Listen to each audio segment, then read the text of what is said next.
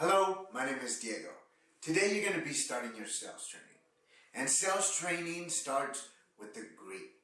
Now, the greet is a lot more than you think. The greet says a lot about you. If you didn't know, you have less than a second for somebody to judge you in person. So, what you want to do is you want to seem sharp. You want to seem like you got things under control. And you want to seem like you can take decisions. And you got to be enthusiastic. All this at the same time. And what I mean by that is that when a customer walks in, you're not monotone. Now, I've been to a lot of stores and I've walked in and never gotten greeted. And that's the biggest mistake you can ever have in your store. No matter if you're with one customer, two customers, every single person that walks through the door needs to be acknowledged immediately. And how you would do that is when a customer walks through the door, you need to acknowledge them by saying, "Hi sir, I'll be right with you, okay?" Now, that's immediate. As soon as you see them, you need to take a break and you need to say, "I'll be right with you, okay sir? Give me 1 minute." Now, if a customer walks in and you never acknowledge them, then they're going to feel like nobody's there, nobody's going to take care of them. As soon as you walk to the customer and start helping them, he already has a bad idea about you because you're not helpful, because you weren't sharp, because you weren't enthusiastic. That's why greeting the customer the right way is so important. It's not really about how you say hi.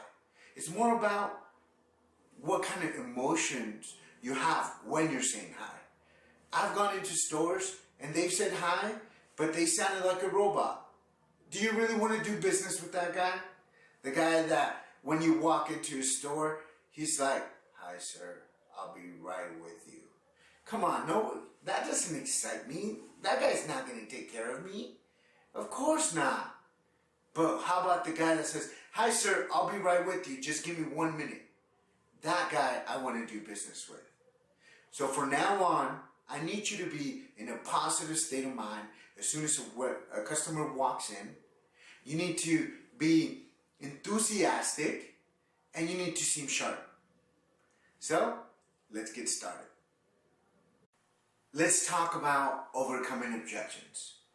When you close a customer, usually they're either going to close or they're going to give you some type of objection, or like it's too expensive. They're going to give you a complaint. Sometimes it's too expensive can be an objection, or it can be a complaint. Somebody who's wearing, really nice clothes, seems like they spend a lot of money and they say, "Oh, that's really expensive." Well, yeah, it seems like you like expensive things, so, get it anyways. Right? You're going to buy it anyways. If you like expensive shoes, girls, if you guys like expensive purses, you guys know they're expensive, but you get them anyways. So, you want to make sure that you don't handle every single objection like a big objection. You want to keep forward, right? And sometimes a tool I use every time, or most of the times when I'm trying to overcome an objection, is a triple P. The triple P is, do you like the phone? That's the number one thing. Do you like the phone? If they like the phone, how about, do you like the plan? Yeah, I like the plan, or no, I don't like the plan, not enough data. Then you can go ahead and overcome it however you need to. And number three is the price, right? You want to talk about price at the very end. And how about the price? You're going to be spending this, and this. It's worth it, right? You see that, right? You're trying to get them to say yes. So you want to seem upbeat. You don't want to say it's worth it, right? You don't want to be scared. Your body language, your tonality is something that will either have them buy it or not. You want to get it right? You see that? So when it's the price, well, it's too expensive, this and that. Then if you can do something for the customer, do it at that point. If it's too expensive, then maybe you need to take them down a package. Maybe you need to go into it saying something more like, You know, if you would just consider this phone, it has this, this, and this, and then later on you can upgrade to whatever phone you want, right?